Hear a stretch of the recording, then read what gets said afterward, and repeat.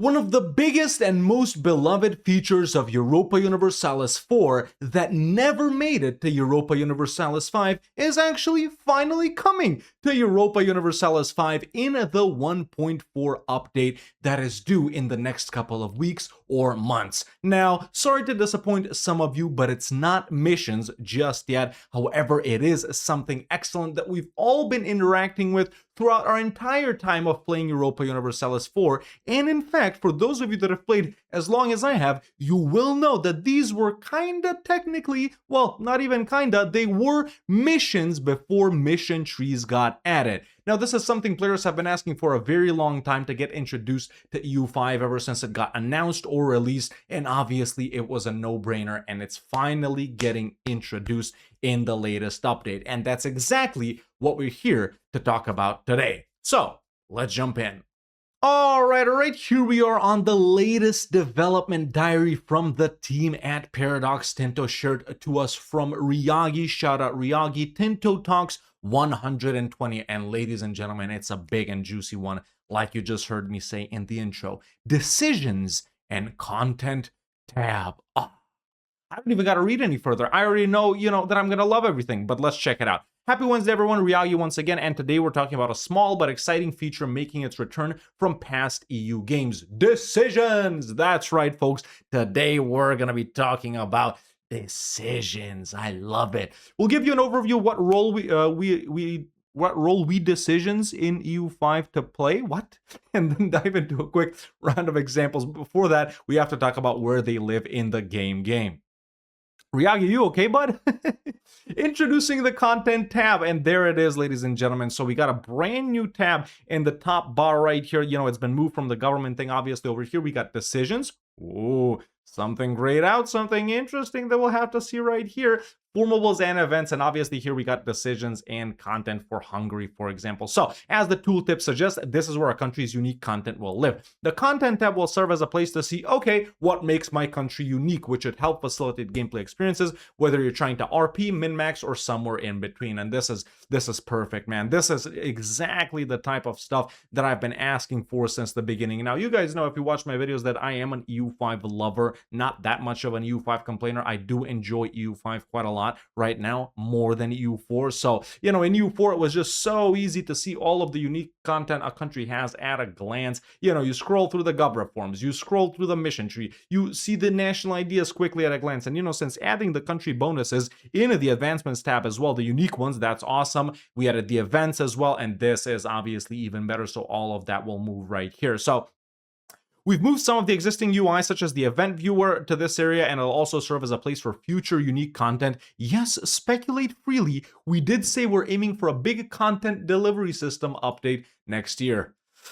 We all know what it is, don't we? I think we all know what it is, or what we all hope it is. And listen, sooner or later, they were gonna make a comeback, man. They were already, the system is already there. The system is already there, and I think that is what we're truly all waiting for. But you can speculate in the comments as well. Unique advances can also be found within the advances tab still, but this will be a nice one-stop shop for unique reforms. Yes, advances, yes, decisions, yes, policies and laws, subject types, urban rights, bureaucracies, unit, anything else that makes a country unique. I love it. I love it already, dude. Even if decisions weren't added, I absolutely love all of this. You jump into a country, you see everything that that makes it unique, that it has to offer. If this is also somehow implemented in an even better way in the country selector screen, like for example, literally just this right here, instead of all the jumbled up stuff, which wasn't even there at the start, I'm glad it is, but if it can be presented in a better way like this in the country selection screen, that would be even better, man. But I absolutely love it, dude. I absolutely love it.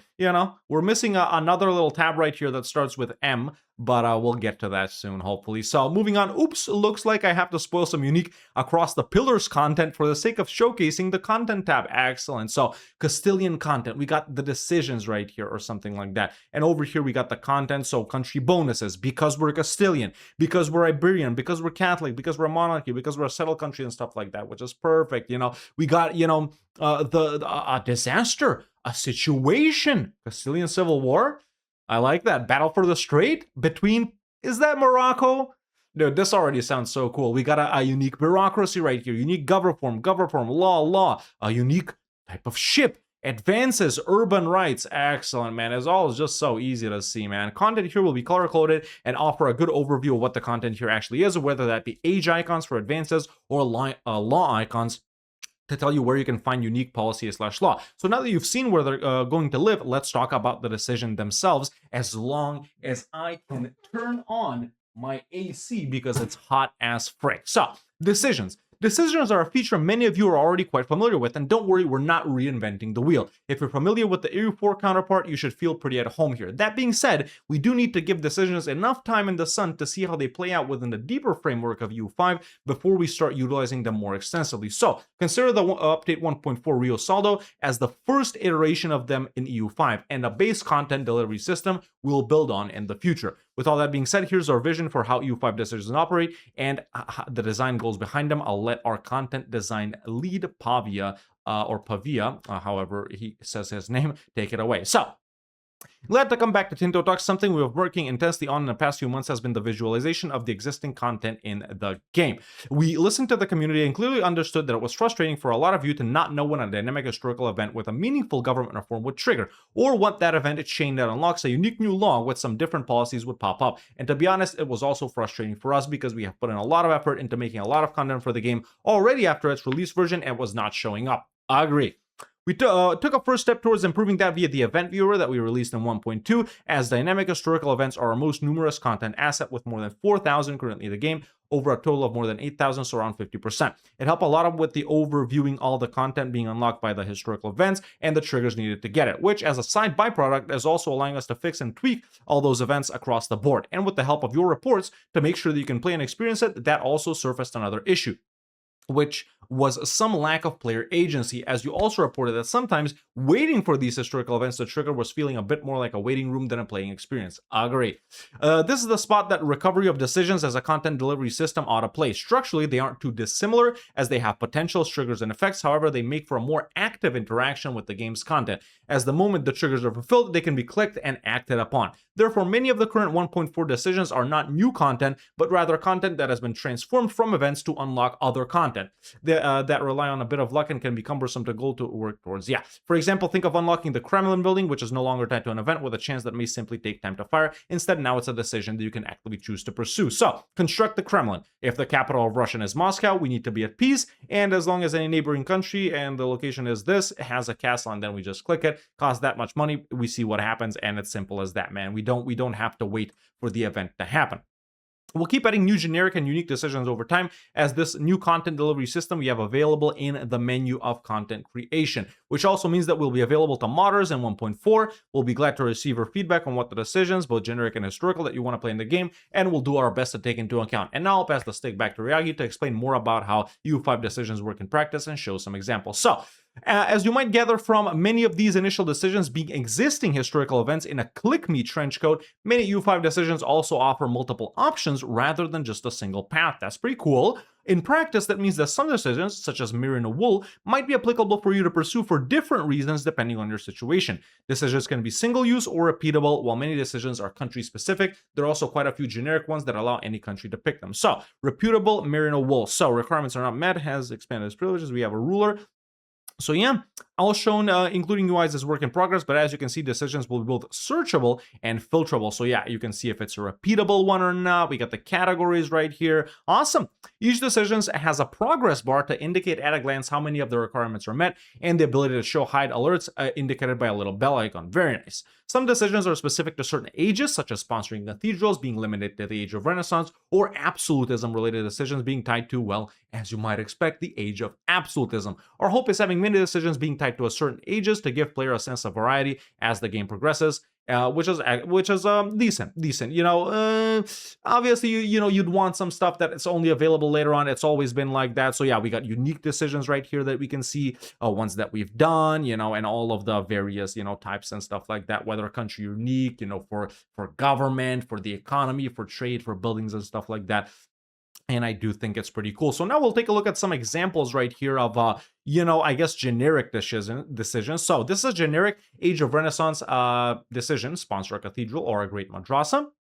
It functions similarly to the parliament issue, but is triggered by you, the player. A safe pick if you have a city in need of a cathedral and the gold to spend. There's also a Muslim equivalent shown below, the Great Madrasa. So yeah, as long as we fulfill the conditions, we can sponsor a cathedral. It's pretty simple, the Great Madrasa as well. Commission a new palace, a repeatable decision to build palace buildings. Palaces increase both your cultural influence and tradition. A palace needs both the materials and the appropriate rank of influence, of course. So once again, we see the requirements, for example, for a new palace monarchy, country greater than level 2, as long as we trade all of those things, political influence, which is obviously a new thing that's going to be added in 1.4 that I actually haven't talked about. It's from the previous dev diary, but you can check it out if you want to. Commission a new palace. Establish a thalassocracy, one of the coolest decisions in EU4, which allowed you to take a very powerful government reform.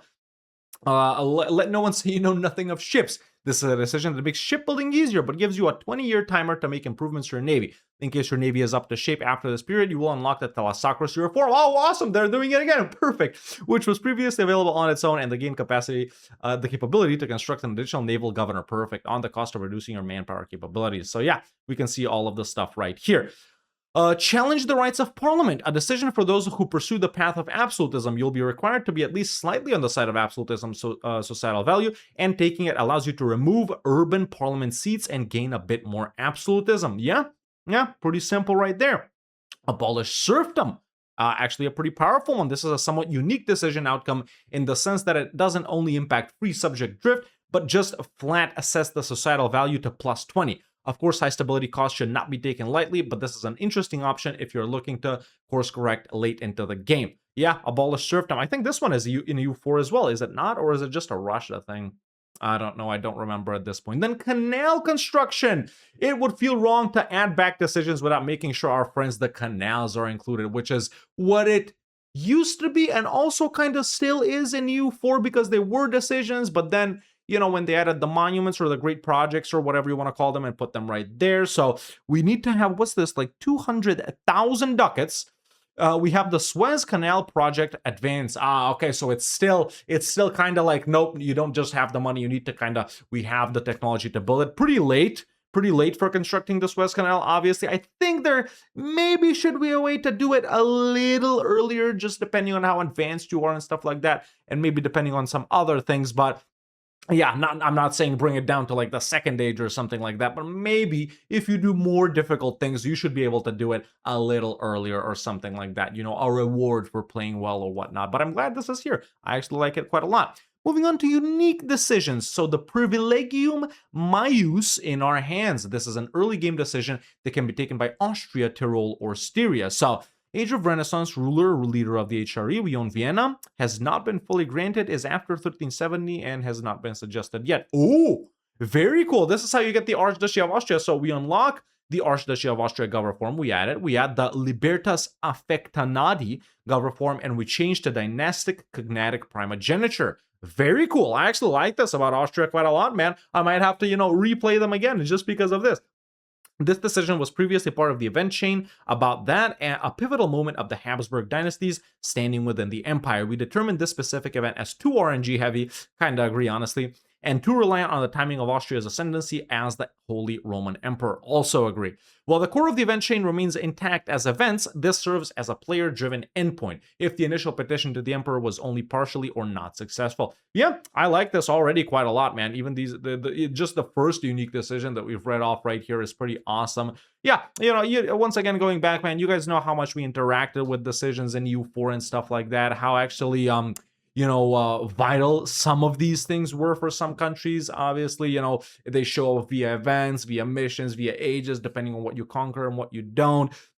I just wonder how. Well, I guess it's not really like that. I was gonna say, what do you conquer before, for example, the decision to form Rome shows up? But we already have that in the formable stab, which is obviously separate in EU5 as opposed to EU4. Very cool. So moving on to the Witchcraft Act. Okay, the Scottish Witchcraft Act of 1563 made both practicing witchcraft and the fact of consulting with witches capital offenses. James VI played a major part in it through his role in the North Berwick witch trials, which were the first major series of trials under the new act. The king published a defense of witch hunting in the Demonology Demonology, I don't know how you say it, in 1597, but later became increasingly skeptical and took steps to limit prosecutions. Scotland tried an estimated 6,000 people for witchcraft, where 75% of the accused were women, and over 1,500 people were executed. See, I wonder how they did the trials, and just to digress here a little bit, I wonder how they did the trials, because, from what I know, they did it like, okay, drown this person, and if they drown, they're a witch, but if they live, they're not. How do you live after a drowning? So I expected to read 6,000 people were tried and then all of them were executed. I guess not. I guess they had a different way of doing it in Scotland. Eat the haggis or whatever. You can defend the Witchcraft Act. The ban policy makes estates happy but slightly nerfs your research speed. So we can defend it. Okay, in the ban policy, and this is, I guess, a unique thing for Scotland as well. Just the Witchcraft Act itself, not just through the event, or ignore it. In which case, the policy will do the inverse: slightly increase your research at the cost of unhappier estates. They really like burning witches. Next, moving on, grand pronouncements. Okay, so legal code, ruler, strike down corruption, corruption impossible, age of Renaissance or later, and we gain more tax efficiency, but the nobles aren't as satisfied, or we gain satisfaction and money. That's actually pretty good.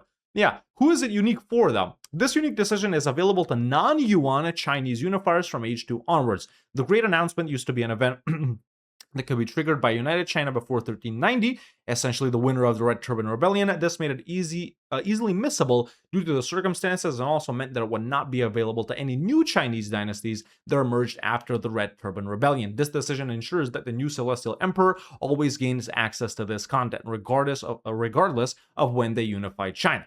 These are not all of the decisions, of course, but we hope they can give a good idea of what a typical decision looks like in EU5 when 1.4 comes knocking. Decisions pave the path for more unique and narrative content in the future made by us at Tinto, and was the case, probably as was the case with EU4. Decisions are also open to a lot of potential for creative modders as well. That is all for this week, though. Next time we have a first look into a feature that has seen a good bit of speculation from within the community: expeditions. So yeah.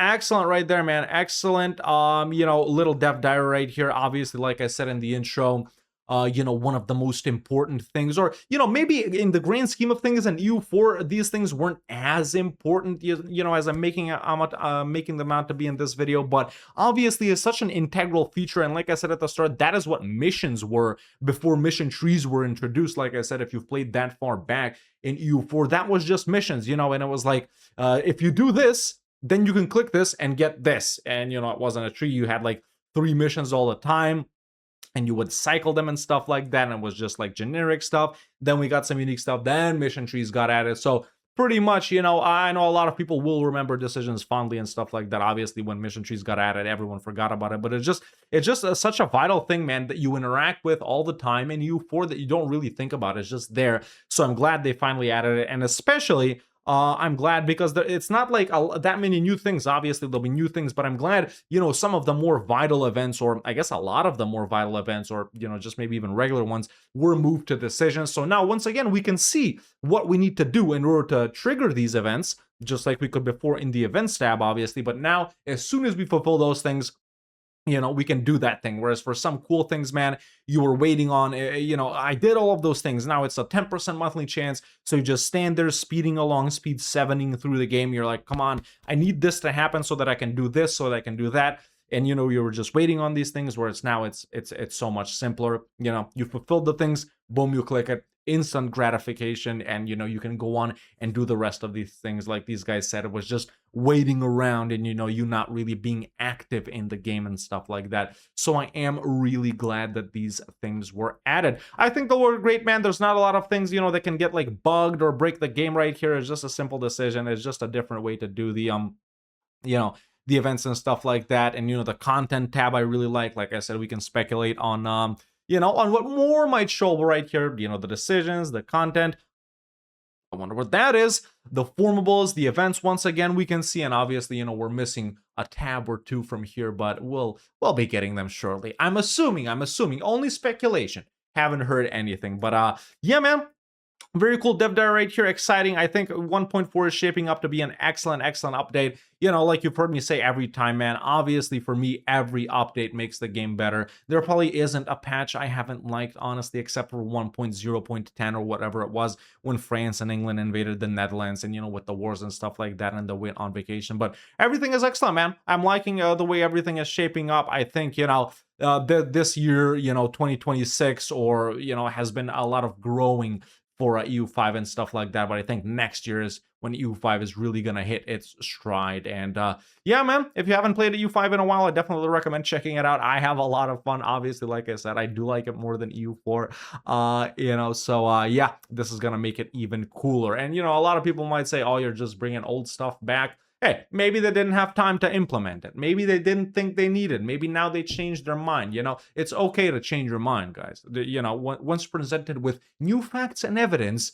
it's okay to change your mind. And it's okay to, you know, go in a different way. But I think that's it for me for today, man. You know, I originally had a France playthrough lined up for today, but I realized I recorded the entire video with my mic muted thanks to Windows Update. Suck it, Microsoft.